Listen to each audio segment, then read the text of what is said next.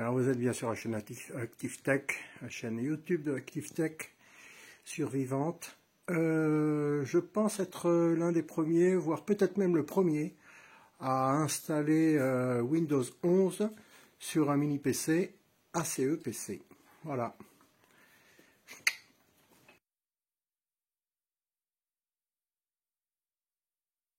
Donc alors voilà, ma précédente installation de Windows 11 de l'avion 2, il faut que je la supprime depuis à l'intérieur de Windows. Donc là voilà, donc j'ai deux versions de Windows, une version de Windows 11 et une de Windows 10 sur le, comment on appelle ça, sur le enfin sur le support de stockage interne eMMC, qui est bien trop faible pour 32 Go je crois, donc bien trop faible pour accueillir Windows 11.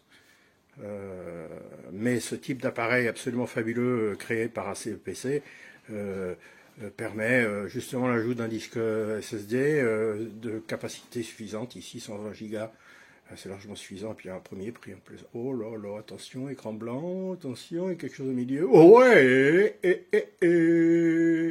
ouais,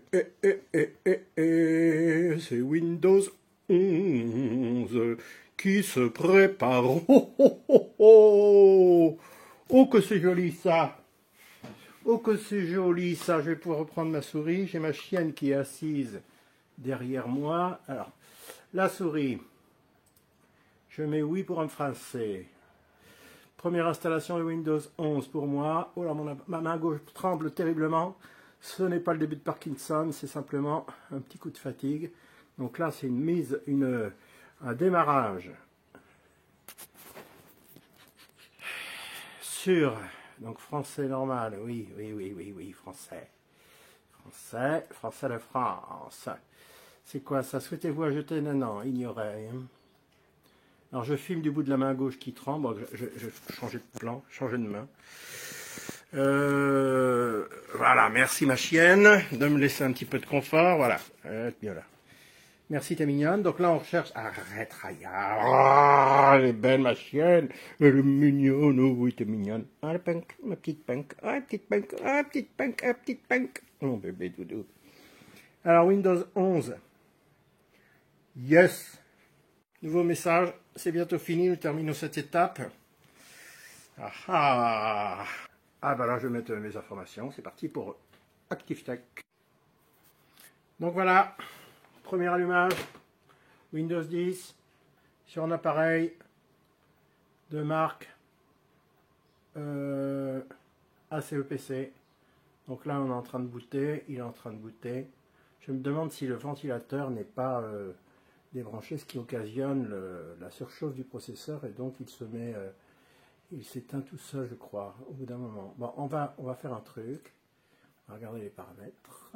Alors dans la seconde, donc on va déjà regarder. Alors regarde ça. Alors Zidou, avec cet appareil, j'ai l'impression qu'il nous sort un appareil qui nous sort une box tendance Xiaomi.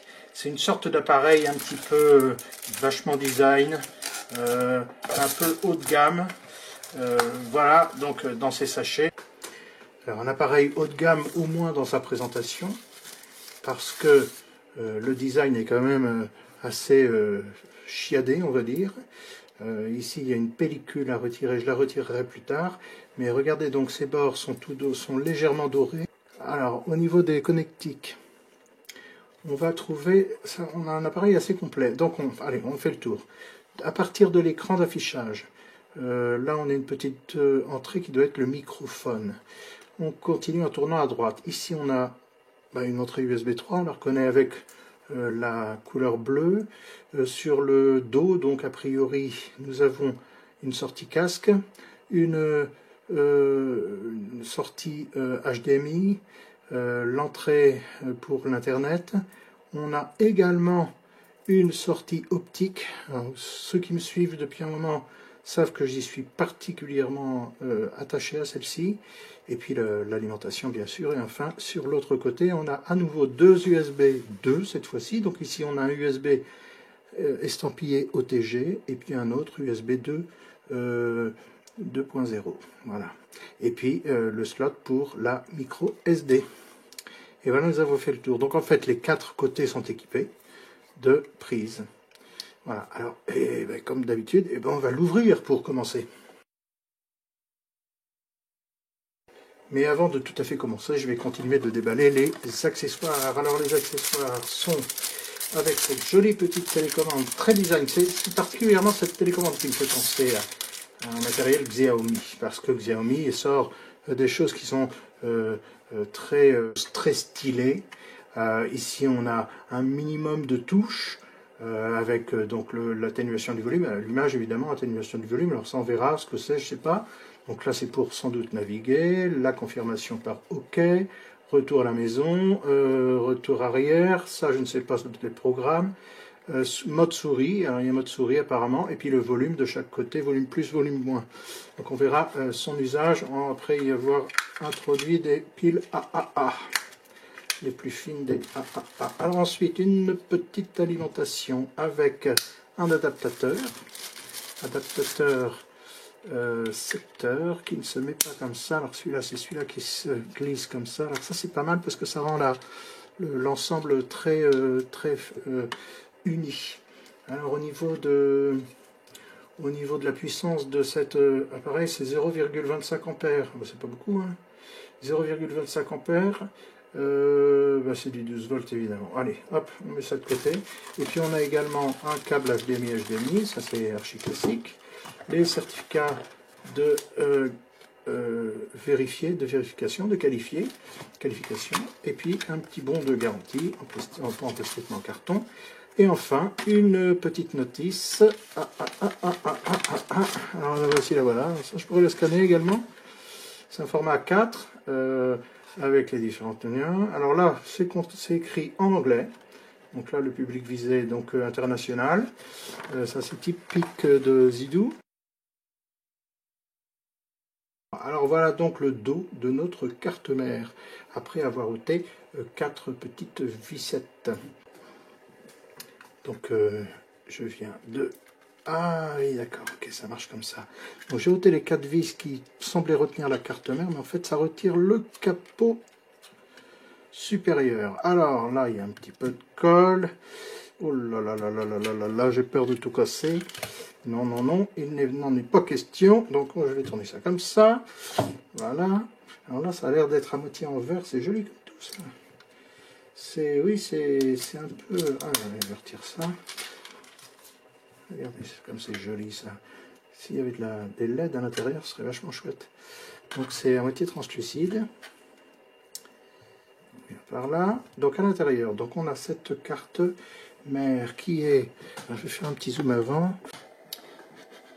Donc un radiateur directement collé sur le processeur. On a probablement les deux mémoires vives ici. En dessous, le reste, c'est des petits processeurs, machin, blabla. Bon, c'est une toute petite carte. Alors bon, on va voir à quel point elle est efficiente. Donc H6 Pro V1.0, ça c'est le nom de la carte mère. Et puis de l'autre côté, si je retourne à nouveau, H6 Pro 2 Go plus 16 Go. On a un numéro. Bon, ben voilà le détail complet de cette petite boîte que nous allons maintenant remonter et connecter à un écran de télévision. 4K bien sûr. Un gage de qualité, tout se cale, tout se réassemble à la perfection, au quart de millimètre près. C'est extrêmement, extrêmement précis. Le montage est vraiment de très très haute qualité. Alors on peut passer par une petite photo de famille avec ce boîtier X10 qui avait la particularité de pouvoir accueillir un disque 3 pouces et demi. Alors ensuite on avait la Zidou X7 et puis cette nouvelle H6. Donc je vais la tourner dans le sens anti-horaire. On retrouve le même type de connexion ici. Derrière également, donc celle-ci aussi était pourvue d'un connecteur optique pour l'audio. Ici l'alimentation n'était pas au même endroit. Bon, et puis ici, voilà. Donc on retrouve à peu près le même type, avec un écran sur la nouvelle un peu plus grand, un peu plus volumineux. Je sais pas, peut-être que celui-là était trop petit, je ne sais pas. Il faudrait qu'on fasse un test croisé des deux appareils. Je le ferai peut-être plus tard. En tout cas, ce n'est pas ma priorité aujourd'hui. Alors, on a cet effet assez joli. Si je cadre correctement, là, ça fait joli ça. Voilà. X10, X7, H6.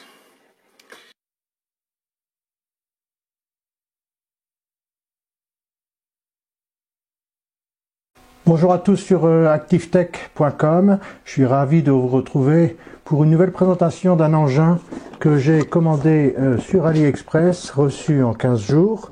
C'est un de ces Barbone livré juste avec sa boîte, le processeur, le ventilateur. Il n'y a pas de SSD, il n'y a pas de disque dur, il n'y a pas de mémoire vive non plus. Nous la rajouterons et nous testerons cet appareil. La boîte est tout à fait ordinaire, il n'y a aucune marque dessus et on ouvre directement après avoir entendu qu'il y avait des choses qui se baladaient dans le boîtier, mais ça c'est pas très grave puisque le contenu est bien celui qu'on attendait. Donc d'une part ce boîtier en aluminium et puis sous cette partie là de carton nous avons maintenant un câble d'alimentation, une alimentation, alors celle-ci étant bon, c'est du 220 volts, hein, normal, 240 volts même, 5 ampères, 1 ampère 5, pardon, et 5 ampères pour du 12 volts en output. Donc voilà, on a l'alimentation. On a également tout le nécessaire de petites vis pour, je sais pas quoi, on va voir, pour sans doute installer le SSD. Encore un petit peu de visserie et puis un petit support pour placer l'appareil sur au dos d'un écran de PC ou bien d'une télévision. Ensuite j'ai un petit papier publicitaire ou du moins qualifié de certificate. Et puis enfin donc une toute petite notice qui est un peu en couleur avec un autre boîtier parce qu'actuellement le boîtier a tendance à ressembler davantage à un NUC officiel, mais bon, nous on est avec ce coloris, donc je vais retirer cette boîte, ce coloris acier brossé, donc c'est de l'aluminium partout, et là-dedans on a encore des câbles qui se baladent. Donc je vais ôter les 4 vis et puis on va regarder comment se présente cette carte mère, et on va chercher le processeur. Donc si l'on soulève le capot, rien n'y est attaché. On trouve donc cet aluminium qui fait 1 mm d'épaisseur, pas plus. Les bords par contre sont davantage épais. On a là une épaisseur de 2 mm. Le fond m'a l'air assez épais aussi, donc plutôt davantage 2 mm. Donc ce qui se baladouillait, ce sont les câbles de raccordement du SSD ou du disque dur, puisque finalement on se retrouve exactement comme à l'intérieur d'un PC classique avec l'alimentation et les données. Donc le petit cordon est fourni, ici c'est un, et puis là je vais faire un gros plan sur la carte mère pour la distinguer. Je suppose que le processeur va être en dessous le ventilateur avec ce petit dissipateur de chaleur en aluminium. Là il va falloir que je démonte la carte mère. Donc nous avons maintenant la possibilité de retourner la carte mère pour y découvrir les 4 vis qui maintiennent le dissipateur de chaleur. Je vais maintenant ôter ce dissipateur pour vérifier le processeur. Allez, c'est parti, on va décoller cet engin tout neuf. Oh bah c'est même pas collé. Bon, alors vraiment très peu de pâte fixe, très peu de pâte thermique. Bon, c'est pas grave, hein, on n'a pas besoin d'en mettre énormément. Donc on a donc une petite pastille de cuivre ça fait 2 cm par 2 cm. Donc ce ventirad là ici avec un petit ventilateur. On va écouter le son tout à l'heure. Enfin en tout cas un peu plus loin. Le raccordement, le processeur est ici. Je vais le nettoyer et puis on remplacera la pâte thermique pour le remonter. Alors je ne distingue aucune marque particulière sur le processeur, à l'œil nu en tout cas. Donc un petit tour sur la carte mère, donc on distingue vers la gauche, en haut à gauche, donc la connexion du disque dur qu'on va rajouter, tout au moins ce sera un SSD pour notre part. Ensuite donc le processeur et sur la partie en bas à droite se trouve donc l'emplacement pour le seul emplacement d'ailleurs pour la mémoire vive qu'on va installer tout de suite, quoi. Voilà. Donc je vais chercher un SSD et puis on va commencer à monter tout ça.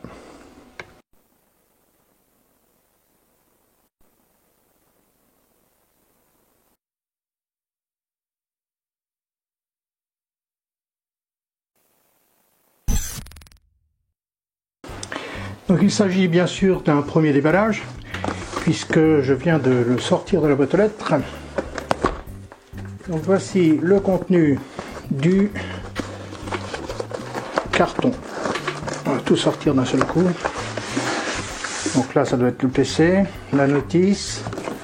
De l'autre côté on a une petite boîte en carton avec les accessoires comme l'alimentation très probablement. On va regarder ça tout de suite. Voilà, câble d'alimentation et alimentation, 220 volts, on ne va pas détacher. Ça s'appelle Greatwall, la marque c'est Greatwall. Donc Greatwall est aussi une marque de tablettes, de petits ordinateurs. Bon. Ici nous sommes avec iPason, je vais dire iPason à la française, iPason sans doute, ou iPason en anglais. Donc voici notre mini PC, il pèse, hein. Je vais aller chercher la balance, parce qu'il pèse son poids le petit bonhomme. Donc voilà notre appareil, donc on en fait un rapide tour au niveau des connexions. La caméra est aujourd'hui exceptionnellement en face de moi. Bon bah on y retrouve le minimum plus un bonus tout à fait étonnant, avec ce port série qui est surprenant en mal en plus. Donc ça, je ne sais pas, on verra ce qu'on pourra en faire. Et puis ben, là, je vais consacrer cette première vidéo à distinguer si on peut le faire évoluer au niveau du processeur et de la mémoire vive. Allez, on y va. Alors voilà, j'ai retiré les 8 vis, 4 vis de chaque côté, et on peut faire coulisser donc l'ensemble du PC depuis son emballage, depuis son enrobage. Donc ça c'est donc tout en aluminium, on va dire un bon millimètre d'épaisseur, au doigt a priori, hein, on mesurera éventuellement. Le fameux ventilateur, le dissipateur de chaleur, disque SSD Crucial, donc 240 Go normalement, ou 280, je ne sais plus. Et puis ben, je vais regarder tout de suite. Oh ouais, c'est génial. Ah oui, c'est génial. Donc les barrettes de mémoire, on les voit là. Et moi, ce qui m'intéressera encore plus, c'est de savoir si le processeur peut être remplacé par un plus puissant. Donc on est sur une vraie carte mère, hein, avec les vrais référencements de connexion. Ça, c'est un vrai fabricant d'ordinateurs iPason.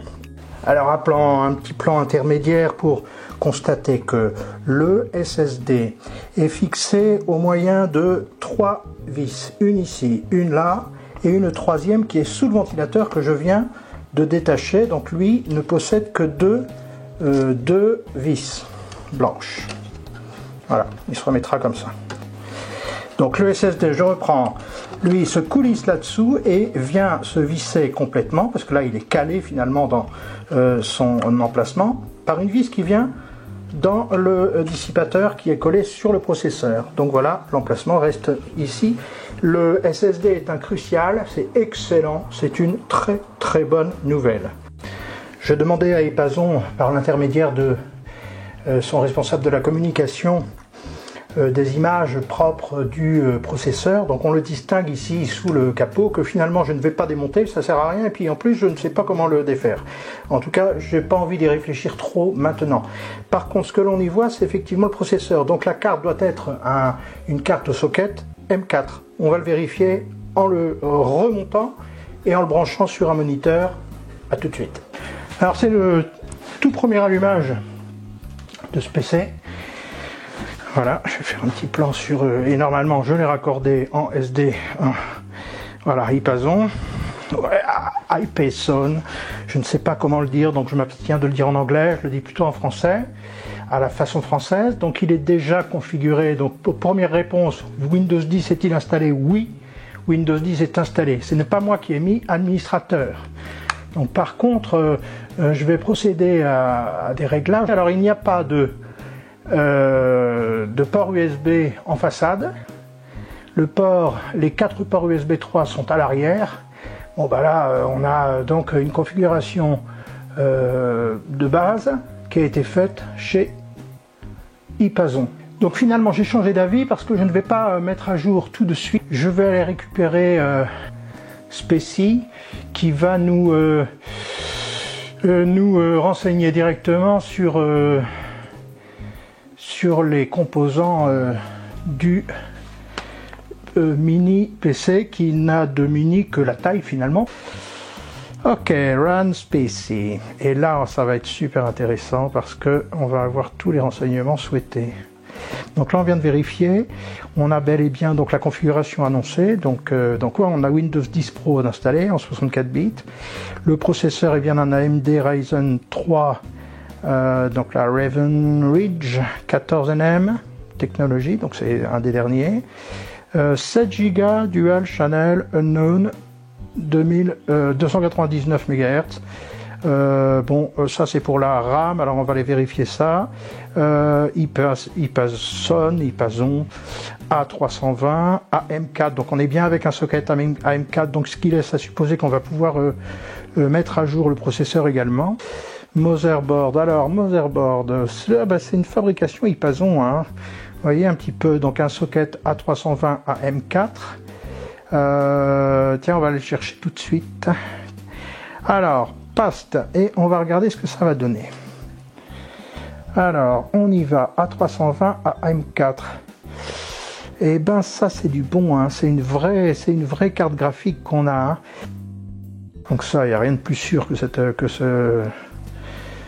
ce truc à mettre à jour en français évidemment, mais ça existe aussi en anglais. Donc là ici, pour ceux qui ne le savent pas encore, donc là quand on arrive là sur la page d'accueil qu'on n'a rien installé, on clique sur mes pilotes. Comme on vient de vérifier que c'est un système 64 bits, on descend et puis on cherche l'installation 64 bits. Voilà, ça c'est fait. On nettoiera ça après. Alors maintenant on va vérifier, pendant qu'il télécharge les mises à jour de Windows, on va aller vérifier tout ce qui doit être mis à jour et qu'est-ce qu'il va nous détecter qui doit être mis à jour pour ce qui concerne les pilotes matériels. Donc alors là on va en profiter pour vérifier le contenu de notre appareil, donc Operating System, donc Windows 10 Pro, Ryzen 3 2200 GE, cadencé A, donc il a 3 Go 2, le nom c'est bien ça, la carte mère c'est bien ce qu'on a vérifié tout à l'heure. Tiens, on va aller regarder, on va faire un tour dans le BIOS également avant de fermer cette première vidéo. Et donc voilà le détail complet.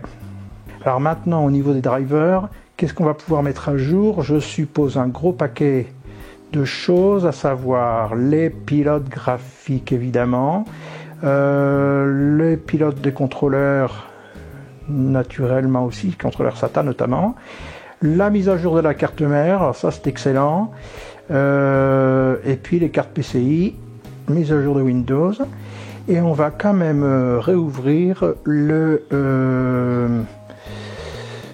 par contre, il n'est pas activé, Windows n'est pas activé, we can't activate. Donc là, le Windows n'est pas activé, il fallait pas rêver quand même. Hein. Donc là, c'est bon, 123 Go. Ah tiens, il est coupé en deux, non, pas du tout. Ben non, si, 100 Go et 123 Go. Donc on a deux marques, enfin l'équivalent de 2 disques durs. Un disque système de 100 pour 100 Go et un deuxième espace pour les applications probablement.